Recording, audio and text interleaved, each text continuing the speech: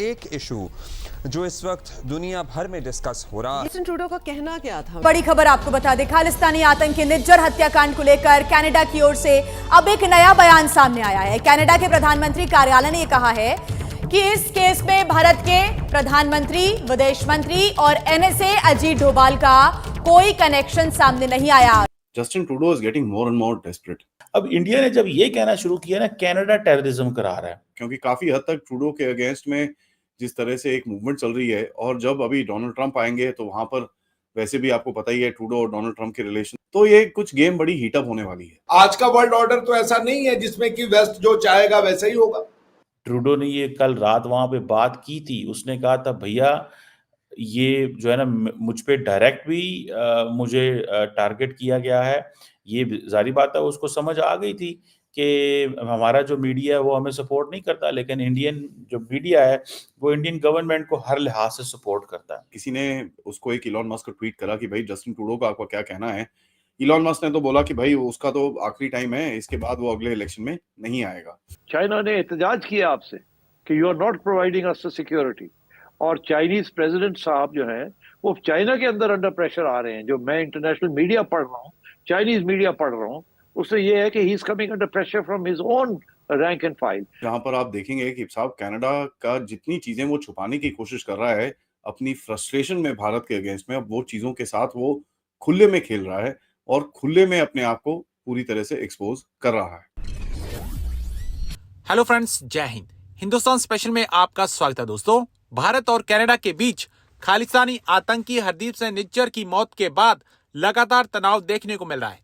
इसी बीच शुक्रवार को कनाडा की ओर से इस पूरे मामले पर एक अहम बयान जारी किया गया। भारत की सख्ती के बाद 24 घंटों में ही कनाडा अपने बयान से मुकर गया, जिसमें कनाडा ने यह माना है कि प्राइम मिनिस्टर नरेंद्र मोदी, विदेश मंत्री एस जयशंकर और राष्ट्रीय सुरक्षा सलाहकार अजीत डोभाल को कनाडा में किसी भी गंभीर आपराधिक गतिविधि से जोड़ने का उनके पास कोई सबूत नहीं है।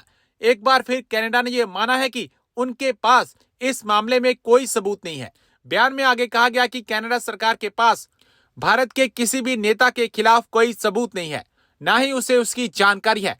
ट्रूडो सरकार का यह स्पष्टीकरण कनाडा के एक अखबार में छपी रिपोर्ट के उस दावे के बाद आया है, जिसमें आरोप लगाया गया था कि भारत के बड़े नेता इस साजिश में शामिल हैं। तो चलिए दोस्तों, आज की वीडियो की तरफ चलते। Thank you so much. Justin Trudeau is getting more and more desperate.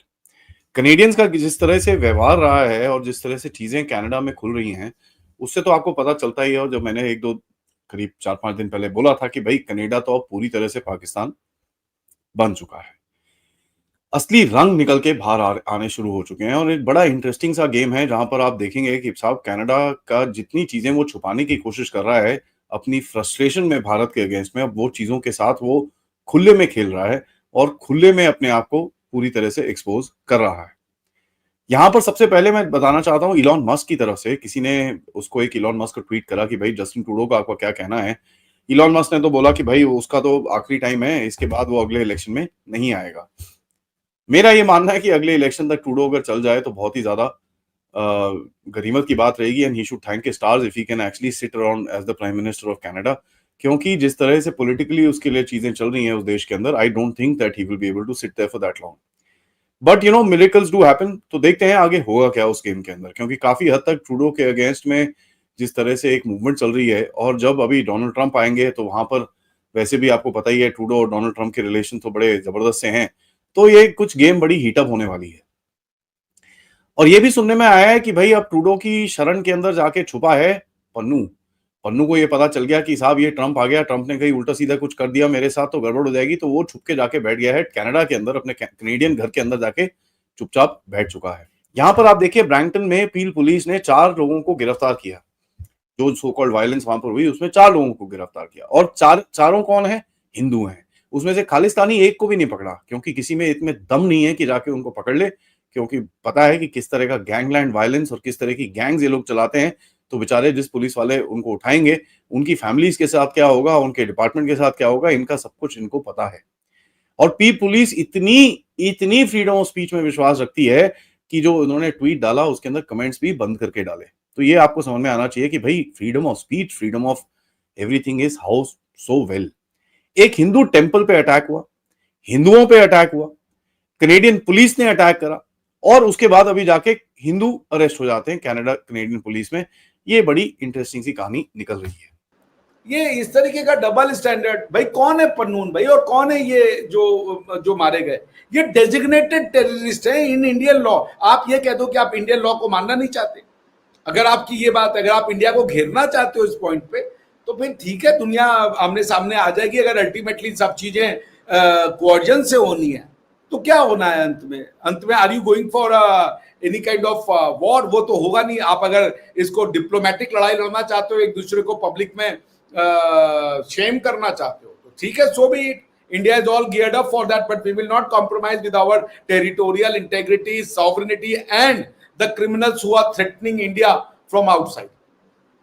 अच्छा डॉक्टर साहब, एक तो ये आप कह रहे हैं कि एक प्रेशर टैक्टिक्स हैं, लेकिन ये एलिगेशन बड़े मैं ये कहूँगा छोटी बात नहीं है सर। मतलब किसी कंट्री के डिप्लोमेट्स के हवाले से इस तरह के स्टेटमेंट्स देना या फिर अमेरिका की तरफ से स्टेटमेंट आना कि लाजमी सी बात है वो सपोर्ट कर रहे हैं कनाडा को। कनाडा अकेले नहीं है। अगर आपको याद होगा तो एक हफ्ता पहले भी गालिबन मेरी और आपकी बात हो रही थी कि जी अमेरिका का क्या रोल है या क्या हो सकता है। तो उस वक्त शायद मेरा भी ये ख्याल था कि नहीं, इस तरह नहीं, शायद इतना सपोर्ट नहीं करेगा, क्योंकि अमेरिका के इंडिया के साथ भी बहुत कारोबारी ताल्लुकात भी हैं, वैसे पार्टनरशिप है हर चीज़ में, काफ़ी सारी चीज़ों में है। लेकिन ऐसे लगता है कि अमेरिका एकदम से भूल जाता है या क्या उनका एक सिस्टम है कि वो ऐसे हो जाता है जैसे कुछ था ही नहीं। नहीं, देखिए, कारोबारी सिस्टम तो पीपल टू पीपल होते हैं, प्राइवेट एक्शन होते हैं, तो मेरे ख्याल से दोनों को मिलाना नहीं चाहिए ना। तो वो ठीक है, वो तो it has nothing to do with the state of America. जो इन्वेस्टमेंट इंडिया में आ रहे हैं या जो इन्वेस्टमेंट इंडिया से जा रहे हैं उसका इस पे कोई असर नहीं पड़ने वाला है। It will not hamper the business activity, it will hamper the government to government relationship में भी। लेकिन दोनों कंट्रीज ने ऐसा नहीं कहा कि हम इंडिया का इन्वेस्टमेंट अमेरिका में नहीं लेंगे या अमेरिकन इन्वेस्टमेंट हम इंडिया में नहीं लेंगे। They are all welcome. ये तो गवर्नमेंट टू गवर्नमेंट की बात अलग है और पीपल टू पीपल की बात अलग है। गवर्नमेंट टू गवर्नमेंट रिलेशनशिप सार हो सकती है, people to people things will go as usual. जिनको बिजनेस करना है वो जाके अमेरिका में जाके बिजनेस करे, जिनको पढ़ना है अमेरिका में इंडिया से वो जाके पढ़े, जो बच्चे वहां पे जॉब लेना चाहते हो जॉब लें। उसी तरीके से अमेरिकन यहाँ आके अगर इन्वेस्ट करना चाहते हैं करें, हमारे साथ टेक्नोलॉजी में आगे बढ़ना चाहते हैं बड़े।